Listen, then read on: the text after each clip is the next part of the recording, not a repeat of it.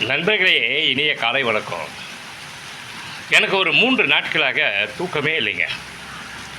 அதாவது 1ஆம் தேதி அறுவடை விழா நடந்தது. அதிலேருந்து என்னவோ தெரியலைங்க, தூக்கமே வரல.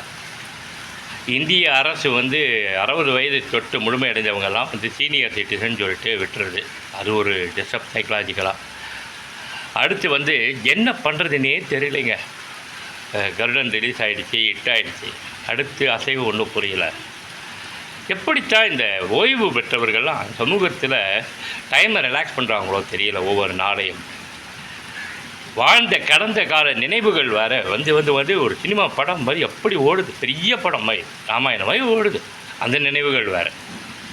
உண்மையிலே சொல்கிறேங்க, இறையருள், குருவருள், திருவருள், பிரபஞ்சம் மனிதர்களுக்கு அதிகபட்ச ஆயுள் 60 65க்கு மேலே வைக்கவே கூடாதுங்க.